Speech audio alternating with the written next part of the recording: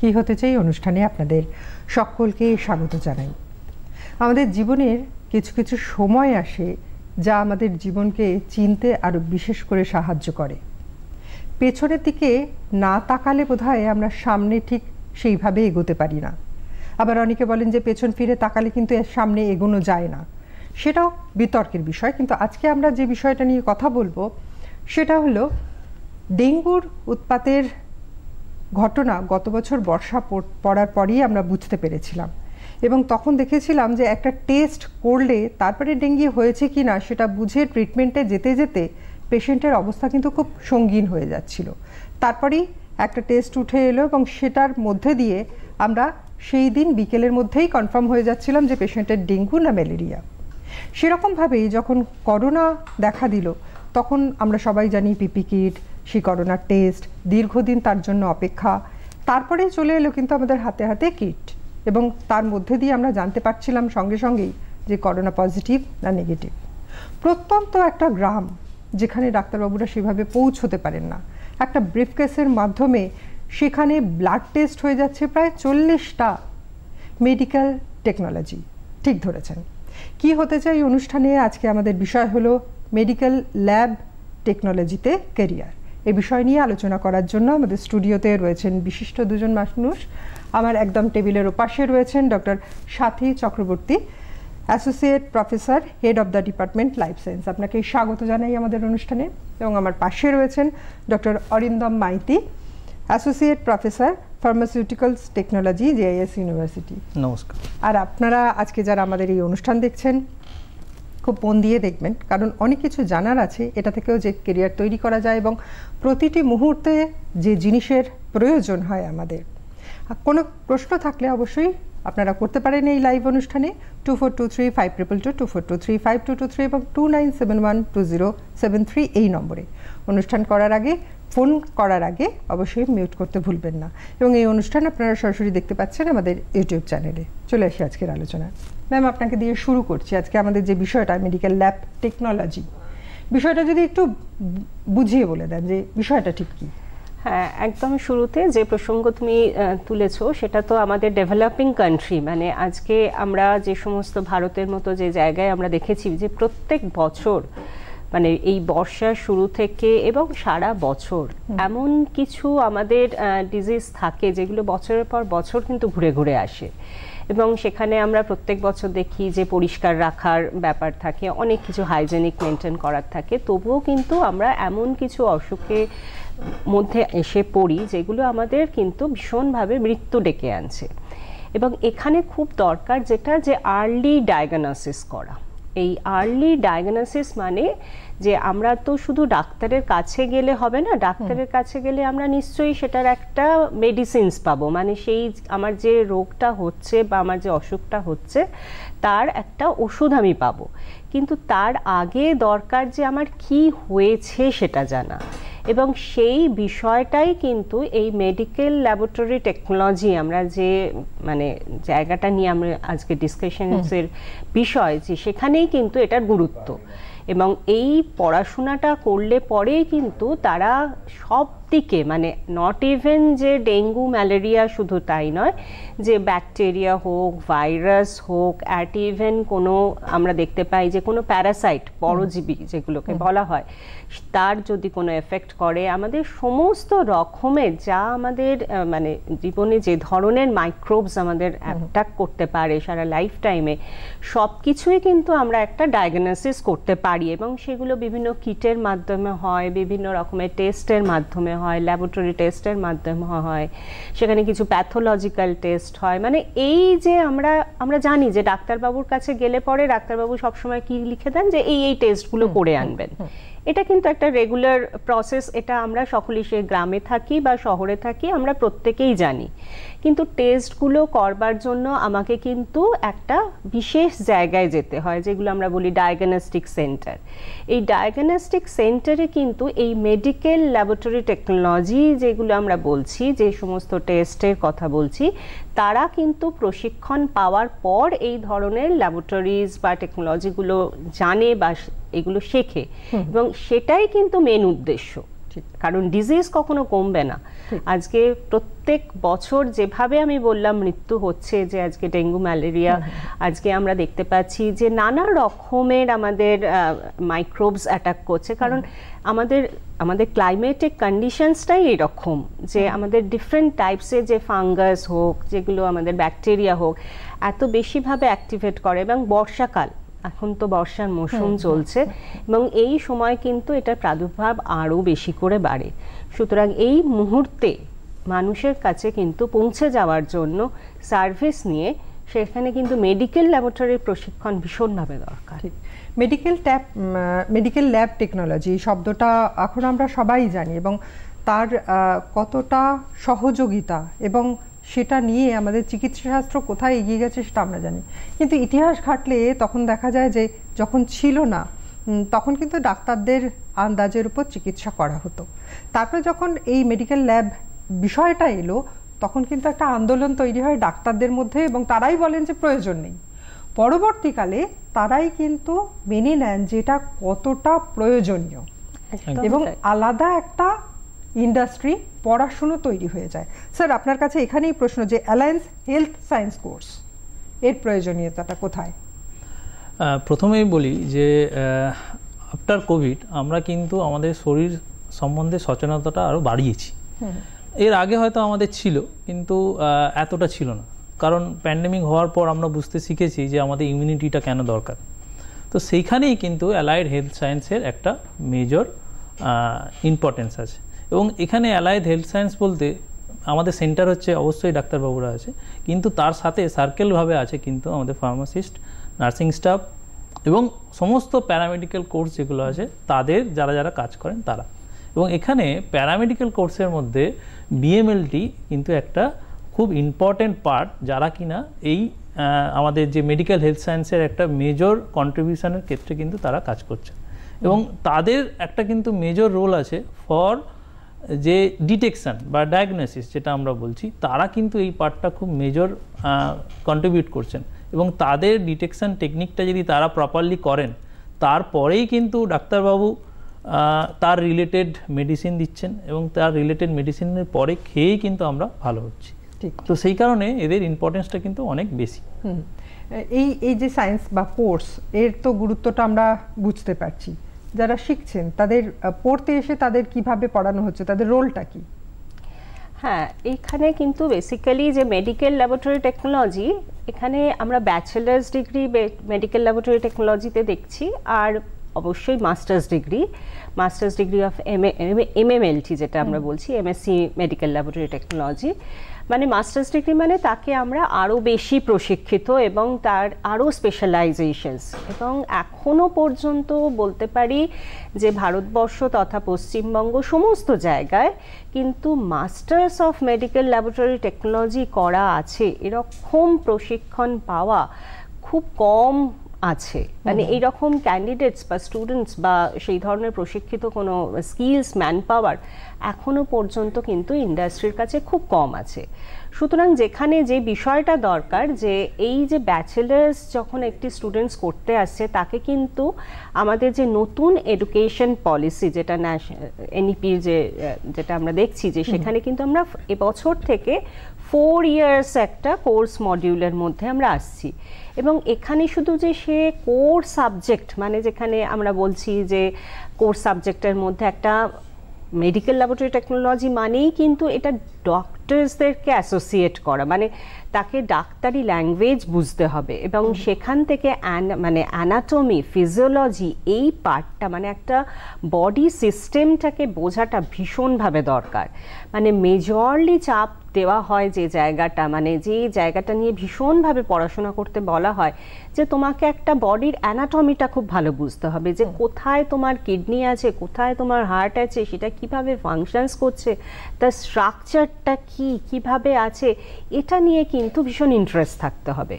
Otherwise কিন্তু তুমি যেটাই ডায়াগনোসিস হোক না কেন, একজন যখন এসে বলছে যে আমাকে স্যাম্পলস নিতে হবে, তাকে ব্লাড স্যাম্পলস নিতে হবে নাকি তাকে স্পুটাম স্যাম্পলস নিতে হবে, সেই পরিষ্কার মানে তার কি ধরনের ডিজিজ হয়েছে সেই ক্লিয়ার আইডিয়াটা কিন্তু ভীষণভাবে করে দেওয়া হয় এবং সেটা কিন্তু এই পড়াশোনাটার মাধ্যমেই তৈরি হয়।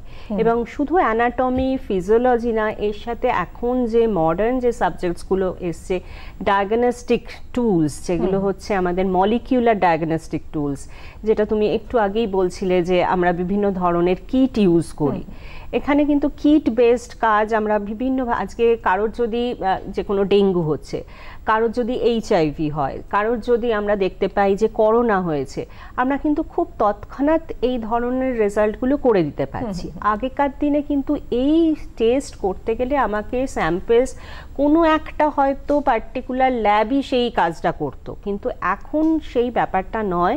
এখন সমস্ত জায়গায় আমরা দেখতে পাচ্ছি যে ডায়াগনস্টিক ল্যাবগুলো ভীষণভাবে ইকুইপড, এমনভাবে বেশ কিছু আমাদের যেগুলো অটোমেটেড যে ইনস্ট্রুমেন্টসগুলো দরকার সেইগুলো আমাদের এসেছে এবং সেখানে তো অনেক রকম টেস্ট করা হচ্ছে। আজকে শুধু আমি এখানে বললাম যে ডেঙ্গু, ম্যালেরিয়া না, বিভিন্ন ধরনের থ্যালাসেমিয়া, বিভিন্ন ব্লাড প্রোফাইলসগুলো জানা ভীষণ আমাদের, কিন্তু যখনই আমরা ডক্টরসের কাছে যাই আমাদেরকে বলা হয় যে আপনি ব্লাড TCDC করে নিয়ে আসবেন। এটা যে কিভাবে করতে হয়, কতটা থাকলে সেটা নর্মালস, এইগুলো কিন্তু মেল ফিমেলের ক্ষেত্রে কতটা তার ডিস্ট্রিবিউশনস থাকে, এই সমস্তটা কিন্তু একজন মেডিকেল ল্যাবরেটরি টেকনোলজি যখন পড়াশোনা করে তার একটা সম্যক আইডিয়া হয়ে যাচ্ছে এবং বিভিন্নভাবে সে সেগুলোকে অ্যাপ্লাই করতে পারছে এবং তারপর যখন সে একটা মাস্টার্স ডিগ্রি করছে সেখানে এখনকার যে আমি বললাম যে এখন যে NEP-র পলিসি অনুযায়ী সেখানে কিন্তু ব্যাচেলার্স ডিগ্রিতে কোর সাবজেক্টের পাশাপাশি আরও কিছু স্কিলস ডেভেলপমেন্ট করানো হচ্ছে, মানে যাতে তার ল্যাঙ্গুয়েজ ডেভেলপ হয়, তার যাতে বিভিন্ন ধরনের কম্পিউটার সম্বন্ধে, সফটওয়্যার, কারণ আমরা এখন দেখতে পাচ্ছি যে সব কিছুই কিন্তু একটু সফটওয়্যার ওরিয়েন্টেশনস আছে। সুতরাং এই মেডিকেল ল্যাবরেটরি টেকনোলজি পড়লে পরে যে শুধু ল্যাবেতে কাজ করছে তা নয়, তাকে সেই ডেটাটা এন্ট্রি করতে হচ্ছে, তার মানে তাকে একটা সফটওয়্যার বা ডেটাবেস হ্যান্ডেল করতে হবে, তাকে সফটওয়্যারের ল্যাঙ্গুয়েজ জানতে হবে। এই যে সব কিছু আমরা মেডিকেল ল্যাবরেটরি টেকনোলজি কোর্সের মাধ্যমে একটা স্টুডেন্ট পাচ্ছে, এটা কিন্তু একটা বড় জিনিস। এছাড়াও এখন যেগুলো হয়েছে বিভিন্ন জায়গায় ইন্টার্নশিপ করানো, সেগুলো আমরা পরে আসছি। আমরা এই আলোচনার আরো অনেক গভীরে যাব, আরো অনেক কিছু জানানোর আছে আপনাদের, তবে তার আগে নেব একটা ছোট্ট বিরতি, সঙ্গে থাকুন।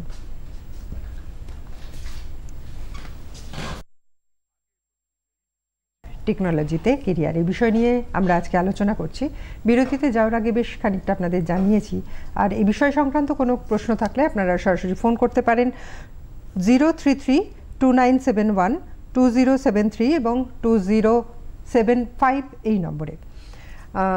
আমরা বিরতিতে যাওয়ার আগে যে বিষয়টা বললাম তার পাশাপাশি আর একটা জিনিস আমাদের কথা প্রসঙ্গে মনে পড়লো যে করোনা যখন নানান রকমের স্তরের পর পার্টিকুলার একটা সাবজেক্টের উপর ফোকাস করা হলো, তখন দেখা গেল আমাদের এখানকার কোনো ল্যাবে হচ্ছে না, একমাত্র কল্যাণীতে পাঠাতে হবে সেই পরীক্ষাটা করার জন্য।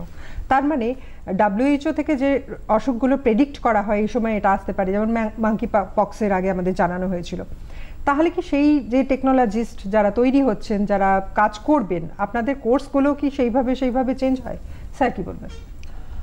এখানে একটা প্রথম বিষয় হচ্ছে আমাদের ইনিশিয়ালি যে কোর্সটা চলে সেটা হচ্ছে bachelor of medical laboratory technology. তো ইনিশিয়ালি আমরা এখানে যে বেসিক যে জিনিসগুলো প্রথমে সেগুলো শেখানো হয়। আপনি যে কথাটা বললেন যে স্পেশালাইজ যে ডিজিজ রিলেটেড যে পার্টগুলো থাকছে সেগুলোর ক্ষেত্রে হচ্ছে কি আমাদের কিছু হায়ার এডুকেশন রিলেটেড যে ট্রেনিংগুলো হয় বা স্টাডিগুলো হয় সেগুলোতে যেতে হয়। তো আমি প্রথমেই বিএমএলটির যে কোর্সগুলো সম্বন্ধে বলবো, সেখানে এটা কিন্তু শুধু থিওরিটিক্যাল বেস নয়, এটা হচ্ছে প্র্যাকটিক্যাল বেস, এবং দ্যাট প্র্যাকটিক্যালটা কিন্তু খুবই ইম্পর্ট্যান্ট। কারণ এখানে আমরা যে প্র্যাকটিক্যালগুলো শেখানো হয় সেগুলো ওরা যদি ভালোভাবে না শেখে, তাহলে পরবর্তীকালে যখন ওরা বিভিন্ন ল্যাবে কাজ করছে সেখানে কিন্তু ওরা পারফর্ম করতে পারবে না। এবং আমাদেরও কিন্তু আমাদের যে কোর্স আপগ্রেডেশন সেটাও কিন্তু এখনকার যুগের সাথে আমাদের তাল মিলিয়ে চলতে হবে। কারণটা কি, আগে যেমন ছিল, আগে কিছু স্যাম্পেল থাকতো, কিছু আমরা বিভিন্ন অ্যামাউন্টে অ্যাড করে আপনাকে তারপর টেস্ট করতে হবে, এবং দ্যাট টেকেন সাম টাইম।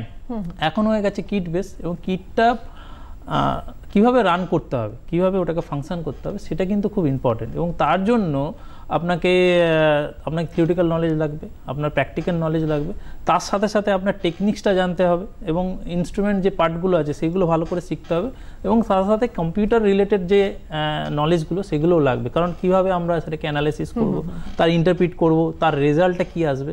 কারণ আমরা সেই রেজাল্টটা যদি ঠিকমতো না দিই, ডাক্তারবাবু বা যারা ডায়াগনস্টিক্সের পার্টে আছে তারা কিন্তু সেটাকে অ্যানালাইজ করে পরবর্তী যে স্টেপগুলো সেগুলো কিন্তু নিতে পারবেন না। এবং মানে অত্যন্ত গুরুত্বপূর্ণ কাজ এবং গুরুত্বপূর্ণ দায়িত্ব পালন করতে হবে। অবশ্যই আমরা আসছি আলোচনা, আমাদের সঙ্গে রয়েছেন একজন বন্ধু, দর্শক বন্ধু, চলে যাব তার কাছে। নমস্কার, কে রয়েছেন সঙ্গে? আমি নদিয়া থেকে বলছি। কে বলছেন? বলুন বলুন, আপনার প্রশ্নটা রাখুন, শুনতে পাচ্ছি আপনার কথা। নমস্কার। নমস্কার। হ্যাঁ, নদিয়া থেকে বলছি। হ্যাঁ বলুন আপনার প্রশ্ন। হ্যাঁ শুনতে পাচ্ছি, আপনার প্রশ্নটা রাখুন। বলছিলাম এই ধরনের কোর্স তো অনেক বাড়ানো হয়, নার্সিং। নমস্কার। আপনি টেলিভিশনের ভলিউমটা যদি না মিউট করেন তাহলে বারবার করে ফিডব্যাক যাবে। আমি বলছিলাম যে মেডিকেল টেকনিশিয়ান, তারপরে নার্সিং, যেরকম প্যারামেডিক্যাল বহু কোর্স করানো হয়, কিন্তু এদের নিয়মটা খুব কম। হ্যাঁ, যদি কাইন্ডলি এই নিয়মটা ব্যবস্থা করেন, কোনো প্লেসমেন্ট নাই, হাজার হাজার ছেলে মেয়ে বিএড করে বসে আছে, নার্সিং করে বসে আছে, কাইন্ডলি এই কাজটা যদি আলোচনা। নিশ্চয়ই নিশ্চয়ই, ধন্যবাদ। প্রতিষ্ঠান আছে, ঠিক ঠিক, নিশ্চয়ই আমরা একের পর এক এই জায়গাটায় আসবো। ধন্যবাদ ফোন করার জন্য। আপনি শুনতে থাকুন, আপনার প্রশ্নের উত্তর নিশ্চয়ই আপনি পাবেন। ম্যাম, এবার চলে আসি যারা ধরুন এই কোর্সটা পড়তে চাইবে, প্লেসমেন্টের কথায় পরে আসছি, আগে তো পড়া ক্রাইটেরিয়া কি তাদের? একদম তাই। প্রথমত এটা 10+2 এর পরই পড়াশোনাটা শুরু হয়, medical bachelor of medical laboratory technology. তো আমাদের যেটা বলছিলাম যে এনইপি রুলস অনুযায়ী এবছর থেকে এটা 4 বছরের আমাদের গ্র্যাজুয়েশন কোর্সটা হবে, এবং অবশ্যই এটা 176 ক্রেডিটস, টোটাল ক্রেডিটসটাকে নেওয়া হয়েছে, যেটা আর কি 4 বছরে এতটা ক্রেডিটস তাকে কমপ্লিট করতে হবে। এবং আগে সেটা 3 বছরে ছিল, তখন অনেক সাবজেক্ট কম ছিল, তখন ইন্টার্নশিপ করেই তাকে শুধু থাকতে হতো, কিন্তু এখন তাকে প্রজেক্টও করতে হবে। মানে এই মিলিয়ে এই টোটাল 176 ক্রেডিটসটা আছে। সেখানে কোর্স সাবজেক্টস আমি যেভাবে বললাম সেগুলো আছে। তাছাড়াও এখানে এলিজিবিলিটি, এই ব্যাচেলর অফ মেডিকেল ল্যাবরেটরি টেকনোলজিতে আসতে গেলে তাকে 10+2-তে অবশ্যই সায়েন্স থাকতে হবে, পিসিবি অর পিসিএম, যেটা আমরা বলছি যে ফিজিক্স কেমিস্ট্রি বায়োলজি বা ফিজিক্স কেমিস্ট্রি ম্যাথস, এর মধ্যে থেকে তাকে অবশ্যই, সেখানে আমরা আশা করি যে সেটা কখনোই যেন তার পার্সেন্টেজ অফ মার্কসটাও একটা ম্যাটার করে। কারণ ভালো স্টুডেন্টস যদি যারা সায়েন্স পড়তে ভালোবাসে, যারা মেডিকেল বায়োলজি পড়তে ভালোবাসে, যারা কেমিস্ট্রি ভালোবাসে, এবং যেহেতু তাকে ইনস্ট্রুমেন্টেশনস মানে বিভিন্ন ইনস্ট্রুমেন্টও হ্যান্ডেল করতে হবে, তার মানে তাকে ফিজিক্সটাও কিন্তু ভীষণ ইম্পর্ট্যান্ট। তার মানে এই যে এই কম্বিনেশনসটা কিন্তু ভীষণভাবে দরকার। এবং কেউ যদি সেভাবে 10+2 ক্রস করে তাহলে সে মেডিকেল ল্যাবরেটরি টেকনোলজি নিয়ে পড়াশোনা করতে পারবে। আমরা এই আলোচনায় আসছি, আমাদের কিন্তু মাস্টার্স অফ মেডিকেল ল্যাবরেটরি টেকনোলজিও আছে, আসছি উচ্চশিক্ষার ক্ষেত্রে। তবে তার আগে একজন দর্শক বন্ধু অপেক্ষা করছেন, ফোনে চলে যাব তার কাছে। নমস্কার, আমি কাটোয়া থেকে প্রণবেশ বলছি। বলুন প্রণবেশ বাবু। আমি বলতে চাইছি যে এই কোর্সটা সরকারিভাবে কোন কলেজ থেকে পড়ানো হয়, আর ভর্তির প্রক্রিয়াটা যদি বলেন। নিশ্চয়ই, ধন্যবাদ। আমাদের পরের প্রশ্নটাই তাই ছিল স্যার আপনার কাছে, যে ভর্তির প্রক্রিয়া এবং কোথায় কোথায় পড়ানো হয়। হ্যাঁ, তো প্রথমেই বলি যে ভর্তির যে প্রক্রিয়াটা, সেটা আমাদের প্রথমেই উনি যেটা জিজ্ঞেস করলেন, প্রথমে গভর্নমেন্ট কলেজগুলোর কথা জিজ্ঞেস করলেন। তো আমাদের ওয়েস্ট বেঙ্গল বা বাইরেও, মানে ইন্ডিয়ার মধ্যেও বিভিন্ন গভর্নমেন্ট কলেজ আছে। তো ম্যাক্সিমাম ক্ষেত্রে গভর্নমেন্ট কলেজগুলোর ক্ষেত্রে কিন্তু diploma in medical laboratory technology পড়ানো হয়, এখানে কিন্তু bachelor and maintain laboratory technology খুব কম জায়গায় পড়ানো হয়। তো এই ডিপ্লোমার ক্ষেত্রে যে ভর্তির প্রক্রিয়া সেটা হচ্ছে মার্কস বেস, যেটা আমাদের ক্লাস 12-এর যে মার্কস আছে ফিজিক্স কেমিস্ট্রি ম্যাথ বা ফিজিক্স কেমিস্ট্রি বায়োলজি, সেই রেসপেক্ট মার্কস বেসিসে হয়, এবং কিছু কিছু ক্ষেত্রে কিন্তু এন্ট্রান্স এক্সামিনেশন আছে, সেই বেসিসে হয়। এছাড়া যে প্রাইভেট যে কলেজগুলো আছে সেখানে বা আপনার ইউনিভার্সিটি, যেমন আমাদের জেএস ইউনিভার্সিটি আছে, তো সেখানে ক্ষেত্রে আমরা যেটা ক্রাইটেরিয়া, আমাদের ক্ষেত্রে খুব ইজি ক্রাইটেরিয়া, তো যেখানে আপনাকে আপনার যদি ফিজিক্স কেমিস্ট্রি বায়োলজি বা ম্যাথ এই যে কম্বিনেশন, সেখানে 50% মার্কস অবশ্যই থাকতে হবে জেনারেলদের ক্ষেত্রে। এসসি এসটি ওবিসিদের ক্ষেত্রে 45% মার্কস থাকতে হবে, এবং তারপর আপনাকে ইউনিভার্সিটির ক্ষেত্রে কিন্তু আপনাকে একটা এন্ট্রান্স এক্সামিনেশন হয় আমাদের। এখন যেহেতু অ্যাডমিশন চলছে, তো রেগুলার বেসিসে এই অ্যাডমিশন প্রক্রিয়াটা চলছে, এবং সেখানে আপনারা পরীক্ষায় বসতে পারেন, এবং তাতে যদি এলিজিবল হন তবেই কিন্তু আপনি ভর্তি হতে পারবেন। তো এই সিস্টেমটা সমস্ত জায়গাতেই আছে, সমস্ত ইউনিভার্সিটির ক্ষেত্রেই কিন্তু এই একই প্রক্রিয়াটা চলে। আমরা এই আলোচনা আরও এগোবো, তবে তার আগে নেব সংবাদ এক নজরের জন্য ছোট্ট বিরতি।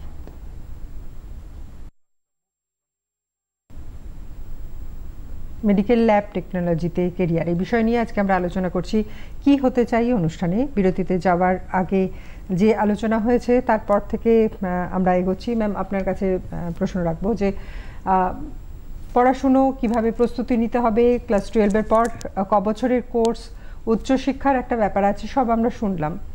পড়াশুনোর পরে যে ফোনটা আমাদের আজকের অনুষ্ঠানে প্রথমে এসেছিল, প্লেসমেন্ট, এই বিষয়টা কি আপনারা দেখেন? প্লেসমেন্ট কিভাবে হয়, কোন কোন গ্র্যাজুয়েশনের পর বা মাস্টার্সের পর কাদের চাহিদা বেশি, তারা কোথায় কাজ করতে পারে, এটা যদি একটু বলেন। একদমই, এই বিষয়টা কিন্তু ডিপেন্ড করে খুব বেশি করে যে জায়গাটা আমরা খুব বেশি করে জোর দিই, মানে বিশেষত আমি বলবো Guru Nanak institute of pharmaceutical science and টেকনোলজিতে যারা করছে তাদের ক্ষেত্রে আমরা একটা সুবিধা তাদেরকে দেওয়া হয় যে তারা যখন একটা 4 ইয়ার্সের কোর্স করছে, তারপরে তারা একটা 6 মান্থসের একটা গভর্নমেন্টের যে কোনো হসপিটালে তারা একটা ইন্টার্নশিপ 6 মান্থসের করবার জন্য স্কোপ পায়। এছাড়াও এই যে একটা রিক্রুটমেন্ট হবে, প্রথমে তো একটা স্টুডেন্টসকে শিখতে হবে, সে আগে জানতে হবে, তাকে এই টেকনিক্সগুলো শুধু ল্যাবে মানে ইনহাউস ল্যাবে করলে হয় না, তাকে কিন্তু বিভিন্ন ডায়াগনস্টিক ল্যাবগুলোতে সেখানে ট্রেনিংয়ে পাঠানো হয়, এবং সেটা আমরা শুরু করি সেকেন্ড ইয়ারের পর থেকে। যখন একটি স্টুডেন্ট সেকেন্ড ইয়ারের পরে ট্রেনিংয়ে যাচ্ছে, তখন কিন্তু তাকে 15 ডেজ প্রথমে বা তারপর 1 মাস এরকমভাবে আমরা ট্রেনিং দিই, এবং সেটা সারা ওয়েস্ট বেঙ্গলের মধ্যে যে কোনো ল্যাবেতে আমরা পাঠাই। অ্যাকর্ডিং টু মার্কস আমরা সেভাবে স্টুডেন্টসদেরকে অপ্ট করি যে তারা কোথায় যাবে এবং কোথায় গিয়ে তারা ট্রেনিং করার সুযোগ পাবে। এরপর কিন্তু আসছে এই 6 মাসের ট্রেনিংয়ের ইন্টার্নশিপের ব্যাপারটা। 6 মাসের ইন্টার্নশিপটা আলাদা, আবার এই যে টুকরো টুকরো এই যে একদম ল্যাবে এই ট্রেনিংগুলো আলাদা। হ্যাঁ হ্যাঁ, অবশ্যই, কারণ এখানেতে আমি যেটা বারবার বলছি যে আমরা ইনহাউস যে ল্যাবেতে যে কাজগুলো করছে, সেখান থেকেও যখন সে আসলে ফিল্ডে গিয়ে কাজ করছে, মানে ফিল্ড মানে তাদের ক্ষেত্রে কিন্তু হসপিটাল বা বিভিন্ন ডায়াগনস্টিক ল্যাব, এই জায়গাগুলো কিন্তু তাদের কাছে মেন কাজ করবার জায়গা। তারা যখন সেখানে গিয়ে কাজ করে তখন কিন্তু আসলে বুঝতে পারে যে এক এক দিনে কত স্যাম্পেল আসে, কারণ ল্যাবে যখন কাজ করে তখন কিন্তু তাকে 1-2 স্যাম্পলস নিয়ে কাজ করতে হচ্ছে।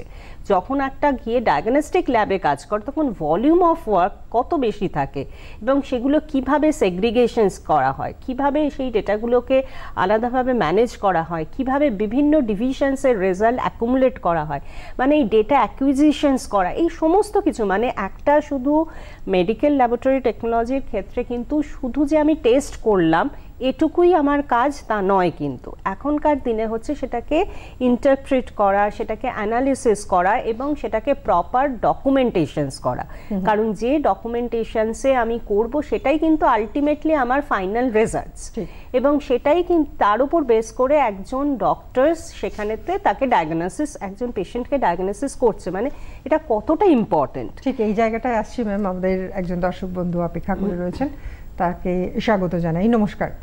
হ্যালো। হ্যালো, হ্যাঁ নমস্কার, বলুন কে বলছেন, কোথা থেকে বলছেন?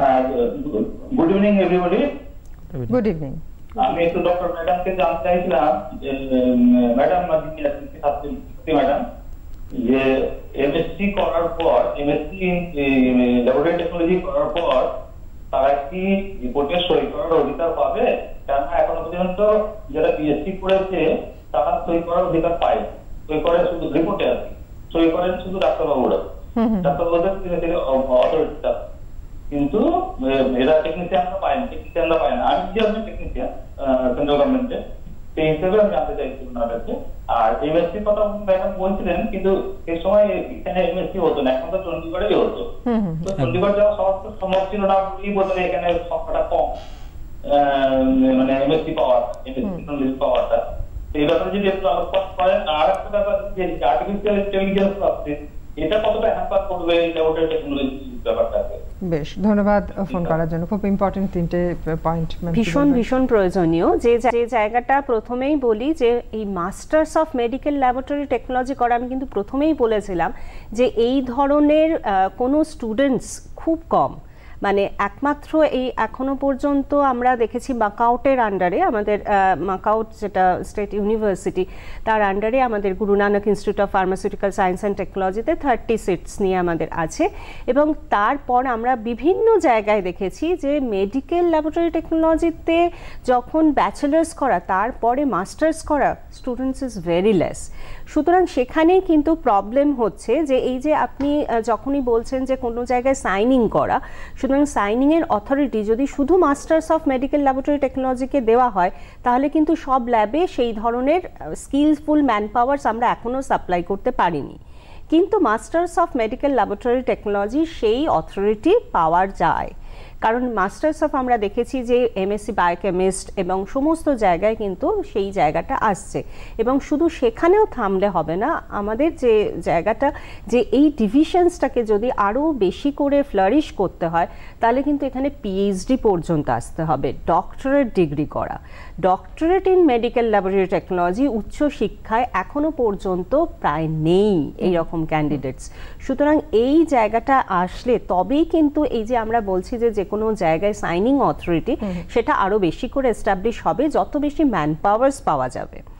আরও একটা বিষয় যেখানেতে আমরা দেখলাম যে আমাদের সমস্ত জায়গায় যে ট্রেনিং অ্যান্ড ইন্টার্নশিপস, এই বিষয়টা নিয়ে আমরা সবসময় চিন্তা করে থাকি, কারণ এটার ওপরই ডিপেন্ড করে যে সে কতটা হাতে নাতে কাজ শিখতে পাচ্ছে।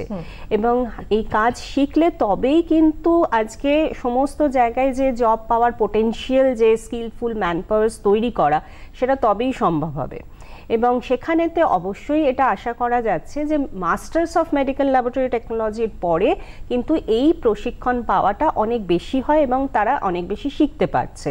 ব্যাচেলার্সের পরেও তারা অবশ্যই এই ট্রেনিংগুলো পায়। আর আরও একটি প্রশ্ন যেটা ওনার ছিল যে আর্টিফিশিয়াল ইন্টেলিজেন্সি, এই আর্টিফিশিয়াল ইন্টেলিজেন্সি তো এখন প্রত্যেকেরই জানা আছে, কারণ আমরা জানি যে গুগলেও আমরা যখন কিছু একটা সার্চ দিই তখন সেই ধরনের ইনফরমেশনস আমাদের ফিড হয়। এবং এই আর্টিফিশিয়াল ইন্টেলিজেন্সির ওপর কিন্তু আমাদের এই মেডিকেল সায়েন্সের অনেক কিছু ডিপেন্ড করে থাকছে, যেখানে আমরা দেখতে পাচ্ছি যে ডিফারেন্ট ডেটা, যে ডেটাগুলো কিন্তু আমাদের বিভিন্ন হসপিটালসে আমাদের থাকছে, যে আমরা একটা টেস্ট করাচ্ছি কোনো ল্যাবে, সেখানেতে সেই ডেটাটা থাকছে। সুতরাং সেই ডেটাটাই ফিরে ফিরে আসছে কিনা, সেইগুলোও কিন্তু একটা ডেটা অ্যাকিউরেসির ব্যাপার থাকে। এইগুলোই কিন্তু একদম bachelor of medical laboratory technology প্রশিক্ষিত যারা থাকে তারা কিন্তু সেই ডেটাগুলোকে অ্যানালিসিস করে, সেই গ্রাফিক্যাল রিপ্রেজেন্টেশনসগুলোকে তারা অ্যানালিসিস করে দেখে যে সেই ধরনের ডেটাগুলো আছে কিনা। সুতরাং আরও আগামী দিনে এই আর্টিফিশিয়াল ইন্টেলিজেন্সের কিন্তু আরও প্রয়োগ বাড়বে এবং সেখান থেকেই এই ডেটাবেস হ্যান্ডলিং, ডেটাবেস ম্যানেজমেন্ট একটা বড় পার্ট, সেটাও কিন্তু এদের কোর্স মডিউলের মধ্যে আছে। আচ্ছা, আমরা আরও বেশ কিছু ইম্পর্টেন্ট পয়েন্ট নিয়ে কথা বলবো, তবে একটা ছোট্ট বিরতি, তারপর সঙ্গে থাকুন। ল্যাব টেকনোলজিতে কেরিয়ার বিষয় নিয়ে আলোচনা করছি আমরা আজকে কি হতে চাই অনুষ্ঠানে। বিরতিতে যাওয়ার আগে বেশ খানিকটা আলোচনা করলাম স্তরে স্তরে এই বিষয় নিয়ে। কেরিয়ার তৈরি করতে হলে কিভাবে পড়াশুনো করতে হবে, কারা পড়তে পারবেন, তার জব অপরচুনিটি কি, সবটাই তারও কিছু পয়েন্টস রয়ে গেছে। স্যার আপনার কাছে আসবো, জব অপরচুনিটির পাশাপাশি এন্টারপ্রেনিউরশিপ নিয়ে যদি কিছু বলেন। হ্যাঁ, এটা একটা খুব ভালো কোশ্চেন করেছেন। তো প্রথমেই আমাদের যে প্রথম দর্শক ছিলেন উনি জিজ্ঞেস করছিলেন যে ক্যারিয়ার অপরচুনিটি কীরকম আছে, তো ম্যাম সেই ব্যাপারে অ্যান্সার দিয়েছেন। তো আমি এর সাথে দুটো জিনিস অ্যাড করব। প্রথম কথা হচ্ছে বিএমএলটি কোর্স করার পর যে জবগুলো হয় সেগুলো হচ্ছে আনঅর্গানাইজ সেক্টরের জব, মানে সেখানে মাস রিক্রুটমেন্ট কিন্তু কম। সেখানে দেখবেন অসংখ্য ছোট ছোট স্ট্যান্ডার্ড যে ল্যাবরেটরিগুলো আছে সেখানে কিন্তু রিক্রুটমেন্টগুলো হয়। এছাড়াও আমাদের ক্লিনিক্স আছে, নার্সিংহোম আছে, গভর্নমেন্ট এবং প্রাইভেট হসপিটাল আছে, এছাড়াও রিসার্চ যে ডায়াগনস্টিক্স যে ল্যাবগুলো আছে সেখানে আছে, এবং যেগুলো স্ট্যান্ডার্ড বড় বড় অর্গানাইজেশনের যে ল্যাবরেটরি আছে সেখানে আমাদের এই জবগুলো হয়। তো সেই কারণে জবের অপরচুনিটি কিন্তু প্রচুর, কিন্তু আমাকে এক্সপার্ট হতে হবে। আমি যদি এক্সপার্ট না হয় কিন্তু আমাকে কেউ রিক্রুট করবে না, এবং যেহেতু এটা প্র্যাকটিক্যাল বেস আমাকে কিন্তু সেইটাকে ভালোভাবে শিখতে হবে। তো এর সাথে যেটা বলার হচ্ছে এন্টারপ্রেনারশিপ। তো এন্টারপ্রেনারশিপ হচ্ছে এখানে একটা বিশাল বড় অপরচুনিটি বিএমএলটির ক্ষেত্রে, কিন্তু সেটা অনেকেই আমরা এক্সপ্লোর করতে পারি। প্রথমত বিএমএলটি করার পর বা কেউ যদি এমএমএলটি করে তারপর যদি সে 3 থেকে 5 বছরের একটা ল্যাবরেটরি এক্সপিরিয়েন্স তৈরি করতে পারে, তাহলে সে বুঝতে পারবে যে আমার কি কি লাগে, কি কি করতে হবে। এবং দেখা গেছে কেউ যদি তার একটা স্পেসিফিক জায়গা থাকে, গভর্নমেন্ট অ্যাপ্রুভাল পায় এবং 3 থেকে 5 লাখ টাকার মধ্যে যদি ইনিশিয়াল ইনভেস্টমেন্ট করতে পারে, তাহলে ইনিশিয়াল অনেক যে ডায়াগনস্টিক যে টেস্টগুলো হয় সেগুলো কিন্তু সে করতে পারবে। এবং আমরা জেএস ইউনিভার্সিটিতে বা জেএস গ্রুপের যে কলেজগুলোতে আছে সেখানে আমরা কি করি, সেখানে আমরা হচ্ছে প্রজেক্ট বেসড লার্নিং করানো হয়। এবং আমাদের একটা পার্টিকুলার ইম্পর্টেন্ট পার্ট আছে যেখানে দুটো পার্ট, একটা হচ্ছে সেমিনার, সেখানে ফ্লিপ বেসড আমরা লার্নিং বলি, যে ওরা কি শিখছে সেটা ওরা আবার রিপ্রেজেন্ট করছে, এটা একটা পার্ট। আরেকটা খুব ইম্পর্টেন্ট জিনিস হয় আমাদের, সেটাকে বলা হয় হচ্ছে স্কিলএক্স। সেই স্কিলএক্সটা কি? স্কিলএক্সটা হচ্ছে আপনাকে একটা স্পেসিফিক মডেল বানাতে হবে, আপনাকে একটা আইডিয়া তৈরি করতে হবে, এবং সেখানে কিন্তু 4-5 জন স্টুডেন্ট একটা গ্রুপ করে তারা কিন্তু সেই রিপ্রেজেন্টেটা করতে হয়, এবং এটা হচ্ছে মাস্ট করা। এবং তারপর কি হয়, সেখান থেকে যদি কোনো ইনোভেটিভ আইডিয়া পাওয়া যায়, সেটা কিন্তু পরে আমাদের জেএস গ্রুপের একটা ইনিশিয়েটিভ আছে, সেটাকে বলা হয় আইডিওমিটার। সেখানে আমরা রিপ্রেজেন্ট করি, সেখান থেকে যদি আমরা সেটা একটা ক্রাউড ফান্ডিং আমরা বলতে পারেন, সেই ক্রাউড ফান্ডিংয়ে যদি ফান্ড পাওয়া যায় সেখান থেকে কিন্তু আমরা সেটাকে কমার্শিয়ালাইজেশনের ক্ষেত্রেও আমরা নিয়ে যেতে পারি। তো এখানে ব্যাপারটা যেটা বলতে চাইছি যে বিএমএলটি স্টুডেন্টরা পাস করে শুধু কিন্তু ওই টেকনোলজিস্ট হবে সেটা কিন্তু নয়, তারা কিন্তু নিজেরা একটা ডায়াগনস্টিক্স কিট বানাতে পারে, তারা একটা বায়োমেডিক্যাল ডিভাইস বানানোর আইডিয়া তৈরি করতে পারে, সেখান থেকে কিন্তু সে একটা কোম্পানিও তৈরি করতে পারে। তো এটা কিন্তু একটা এন্টারপ্রেনারশিপ বিজনেস মডেল, যে কোনো কিছুই কিন্তু দিকেই সে যেতে পারে। তো অপরচুনিটি কিন্তু অনেক। এবং এখানে একটা জিনিস বলবো যে এআই বেসড কথাটা একজন দর্শক বললেন, এটা কিন্তু খুব ইম্পর্টেন্ট পার্ট, কারণ আর্টিফিশিয়াল ইন্টেলিজেন্স যদি হয় আমাদের এররগুলো কিন্তু কম হবে। যত এরর কম হবে আমাদের কিন্তু তত আমাদের সেই টেস্টগুলোর প্রতি কনফিডেন্স বাড়বে, আমরা কিন্তু আরও ভালো করে বেশি করে টেস্টগুলো করব, এবং তাতে কিন্তু এই যে টেকনোলজি যে পার্সন যারা আছে, প্রফেশনালে যারা আছে, তাদের কিন্তু অপরচুনিটি বাড়বে, কমবে না।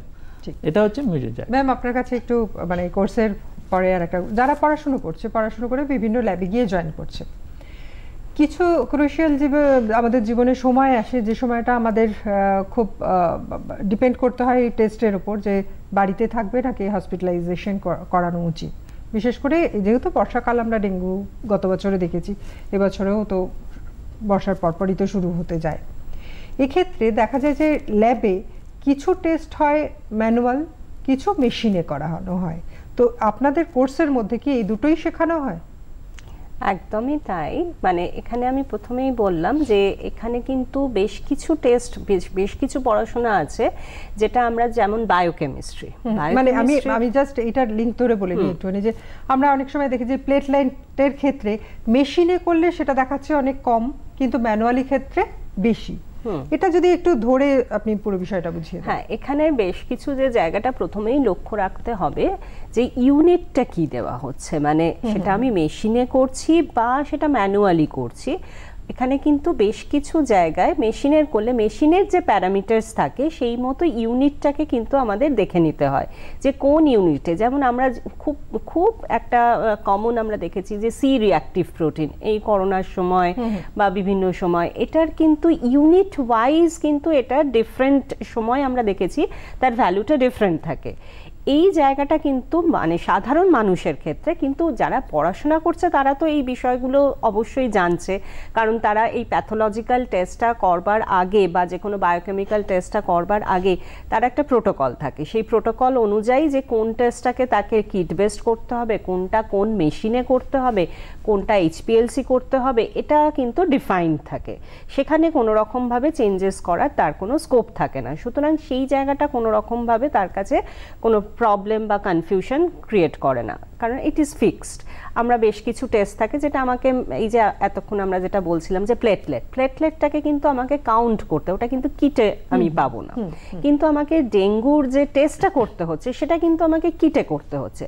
আজকে আমি যদি প্যারাসাইটিক আরও যে সমস্ত প্যারাসাইটসগুলো আছে সেখানেও যখন আমি অ্যানালিসিস করছি, সেখানে যদি ম্যালেরিয়া দেখি সেটাও কিন্তু আমাকে টেস্ট করতে হচ্ছে, দ্যাট ইজ ইন কিট, মানে for confirmation, for diagnosis purpose. কিন্তু যখন আমি ব্লাড প্লেটলেট কাউন্ট করছি, ব্লাড সেলস কাউন্ট করছি, সেগুলোর ক্ষেত্রে কিন্তু আমাকে বায়োকেমিক্যাল প্যারামিটার্সগুলোর মধ্যে আসতে হয়। এছাড়াও যে বিষয়গুলো থাকছে যে আমরা যখন কোনো একটা ইনস্ট্রুমেন্ট হ্যান্ডেল করছি সেখানে কিন্তু অনেক স্যাম্পলস আসে, মানে একটা স্যাম্পলস আমরা রান করি না, সেখানে ধরে নেওয়া যায় 100টা করে স্যাম্পলস ইন আ ব্যাচ, মানে সারা দিন ধরে সেই ইনস্ট্রুমেন্টটা চলে, এত ভলিউম অফ স্যাম্পলস থাকে। এখানে আমরা এলাইজার মতো ইনস্ট্রুমেন্ট ইউজ করি, যেটা হচ্ছে এনজাইম লিঙ্কড ইমিউনোসলভেন্ট অ্যাসে, মানে it is very sophisticated instrument. মানে এখানেতে যে টাইম পিরিয়ডটাও নেয়, দ্যাট ইজ অলসো, মানে ইটস টেক্স টাইম, মানে একটা রেজাল্ট, একটা স্যাম্পলস দিলে রেজাল্ট আসতেই, মানে পুরো কাজটা করতেই লাগে হচ্ছে 3.5 থেকে 4 ঘন্টা। সুতরাং একটা স্টুডেন্টস বা যে স্কিলস ডেভেলপ করার কথা বলা হচ্ছিল, তাকে কিন্তু সেই পেশেন্স থাকতে হবে এবং তাকে সেইভাবে অ্যাকিউরেসি ভীষণভাবে, মানে একটা ড্রপ অফ ব্লাড বা ড্রপ অফ রিয়েজেন্টস এখানে কিন্তু ম্যাটার করে। সুতরাং সেই দিকে তাকে ভীষণভাবে অ্যাকিউরেসিটা মেনটেন করতে হয়, সে সেটা ম্যানুয়ালি করুক বা মেশিনে করুক, কারণ একটা digit it's very important for, যেখানে আমি 10 বলছি আর যেখানে আমি 100 বলছি, তার মানে সেখানে ডিজিটের কিন্তু অনেকটা ডিফারেন্স হয়ে যায়, এবং দ্যাট আলটিমেটলি ডিপেন্ডস যে আমার একজন ডক্টরস কিন্তু তার এই ডিজিটটার ওপর ডিপেন্ড করেই কিন্তু ডায়াগনোসিসটাকে রান করবে এবং প্রেডিকশনস করবে যে তার কি হতে যাচ্ছে। সুতরাং এই জন্য এই প্রফেশনসে যারাই আসতে চাইবে তাদেরকে ভীষণ অ্যাকিউরেসিটা মেনটেন করতে হবে, স্কিলস ইজ ভেরি ইম্পর্টেন্ট। আর তো আমরা যেগুলো দেখলাম যে ডেডিকেশনস তো থাকতেই হবে অবশ্যই, মানে ভালোবাসা তো থাকতেই হবে, কারণ এতক্ষণ ধরে ল্যাবের মধ্যে কাজ করতে হচ্ছে, মানে এটা এরকম নয় যে আমি একটা স্পেসিফিক টাইম যে 5 ঘন্টা কাজ করলাম হয়ে গেল, তা নয়। সেই ডেডিকেশনটা নিয়ে তাকে হতে হবে এবং তার মধ্যে একটা কমপ্লিটনেস অবশ্যই থাকতে হবে। আসছি আলোচনায় একটা ছোট্ট বিরতির পর, সঙ্গে থাকুন। হতে পারি, যদিও সেই কোর্সগুলোর যে অপরচুনিটি সেগুলো আমাদের স্টেট বা স্টেটের বাইরে সব জায়গাতেই আছে, কিন্তু মাস্টার ডিগ্রির ক্ষেত্রে যেরকম হয় একটু কম থাকে অপরচুনিটি, এবং সেই বেসিসে এটা হয়। এবারে যদি তারপরের কথা বলি, আমাদের কিন্তু স্পেশালাইজ মেডিকেল ল্যাবরেটরি টেকনোলজির কোনো পিএইচডি কোর্স নেই। সেখানে ডাইরেক্টলি আপনাকে মাইক্রোবায়োলজি বা বায়োটেকনোলজি রিলেটেড যে কোর্স সেই রিলেটেড যেতে হতে পারে, বা আপনি মেডিকেল ডিভাইস যেটা সেই রিলেটেড যেতে কিন্তু আমরা যেতে পারবেন।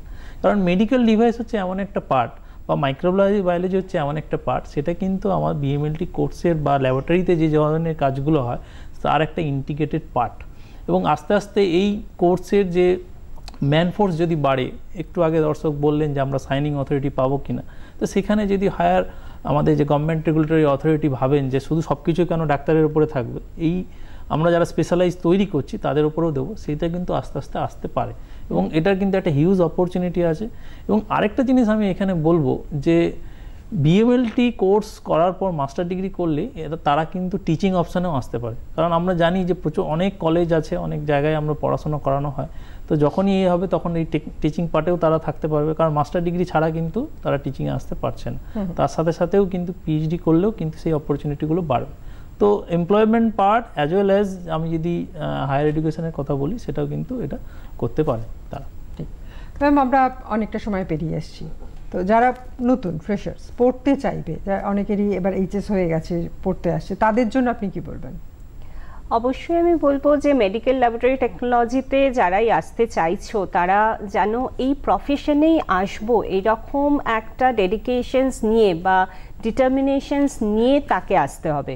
মানে এরকম যেন না হয় যে আমি ডাক্তারি পড়তে পারলাম না সেই জন্য আমি মেডিকেল ল্যাবরেটরি টেকনোলজিতে পড়ছি, সেটা নয়। অবশ্যই মানে এই প্রফেশনসটার কিন্তু একটা নিজস্বতাও আছে, এবং যেহেতু এখন এমএসসি মেডিকেল ল্যাবরেটরি করা যাচ্ছে, এতদিন সেই সুযোগ ছিল না, তার মানে হায়ার এডুকেশনসে যাওয়ার মতো সুযোগ আছে। সেখানে কিন্তু তাকে সেই জায়গাটায় পৌঁছানোর জন্য সেই রকম মানসিকতা তৈরি করতে হবে, এবং তারপরেও তাকে কিন্তু এই যে ল্যাবে কাজ করা, সাবজেক্টকে ভালোবাসা, এই ধরনের বায়োলজিক্যাল যে আমরা সমস্তটাই বুঝতে পারছি যে ব্লাড সেলস এবং তার সাথে সেল বায়োলজি, সেল ডায়াগনস্টিক, বিভিন্ন মডার্ন মলিকিউলার বায়োলজিক্যাল টেকনিক্স, এই জগৎটা একটুখানি অনেকটাই নতুন। যারা ক্লাস 11-12-এ পড়াশোনা করেছে তার সাথে কিন্তু এটা অনেকটাই হায়ার একটা স্টাডিজ। তবে আমি একটা কথা বলবো, এটা কিন্তু এমন একটা স্টাডিজ সবসময় হিউম্যান লাইফের সাথে আমাদের জড়িত। সুতরাং ডে টু ডে লাইফে আমরা কিন্তু এই ধরনের টেস্ট প্রত্যেককেই করতে হয়। সুতরাং এটা কোনো নতুন বিষয় নয়। আমরা প্রত্যেকেই এই ধরনের কিছু না কিছু টেস্টের কথা সবাই শুনেছি, আজকে গ্রামে থাকি বা আমরা শহরে থাকি বা দেশের অন্য প্রান্তে থাকি, যে কোনো প্রান্তে আমাদের এই ধরনের ডিজিজ আমাদের সবারই, আমি প্রথমেই এটা দিয়েই শুরু করেছিলাম যে অসুখ আমাদের সবারই কখনো না কখনো হয় জীবনের সমস্তটা সময়, এবং সেখানে ডায়াগনোসিস ইজ ভীষণ ইম্পর্ট্যান্ট একটা বিষয়, এবং সেই রকম একটা মানসিকতা, সেই দৃঢ়তা নিয়ে কিন্তু কাউকে যদি এই প্রফেশনে আসতে হয় সেভাবেই আসতে হবে এবং সেভাবে পড়াশোনা করতে হবে। স্যার, এইচএস হয়ে গেছে, রেজাল্টও বেরিয়ে গেছে, যারা যারা পড়বে, ভর্তি হবে, ঠিক করবে, তারাও মোটামুটি একটা মানসিকভাবে প্রস্তুতি নিয়েছে, কিভাবে তারা কলেজ চুজ করবে?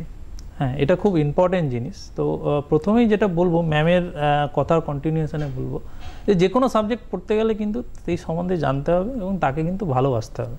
তো আমাদের এখানে যখন আপনি কোনো কলেজ চুজ করবেন, সেখানে যেহেতু এটা প্র্যাকটিক্যাল বেসড, তো আমার মনে হয় সেখানে আমাদের ল্যাবরেটরি ইনফ্রাস্ট্রাকচার কী আছে সেটা দেখা উচিত। কারণ থিওরিটিক্যাল পার্ট আমরা পড়াচ্ছি, কিন্তু সেটা কি প্র্যাকটিক্যালি কি তারা ভালোভাবে শিখছে, প্র্যাকটিক্যালি কি তাদের যা যা সাবজেক্ট রিলেটেড জিনিস আছে সেগুলো কি তারা ভালোভাবে বুঝতে পারছে, এইটার ওপরে কিন্তু আমরা অ্যাজ এ জেএস গ্রুপের যে আমাদের যে কলেজ আছে সেখানে কিন্তু আমরা খুব ডেডিকেটেডলি প্রথম দিন থেকে কিন্তু আমরা সেটাকে ইমপ্লিমেন্ট করার চেষ্টা করেছি। এবং মোস্ট ইম্পর্টেন্ট পার্ট হচ্ছে বিএমএলটি রিলেটেড যে ইনস্ট্রুমেন্টগুলো যেগুলো তারা প্র্যাকটিস করবে ল্যাবে গিয়ে, সেগুলো কিন্তু আমরা আনতে সক্ষম হয়েছি, এবং সেইগুলোতেই কিন্তু আমরা প্র্যাকটিক্যালি তাদেরকে অনেকগুলো কাজ করানো হয়। মানে অর্থাৎ যে স্টুডেন্ট ভর্তি হবে তাকে ল্যাবটা কি রকম আছে সেই কলেজে সেটা কিন্তু খুব ইম্পর্টেন্ট একদম। এবং সে কোথায় কোথায় ট্রেনিং করছে কিনা, ইন্টার্নশিপ করা, এটাও ভীষণ ম্যান্ডেটরি। অনেক ধন্যবাদ জানাই আপনাদের দুজনকে। আর আজকে আপনারা যারা দেখলেন তারা বুঝতেই পারলেন যে এই বিষয় নিয়ে পড়াশোনা করে কেরিয়ার কিভাবে তৈরি করা যেতে পারে এবং কিভাবে এই কোর্সটা চলতে পারে। আজ এই পর্যন্তই, ভালো থাকবেন, নমস্কার।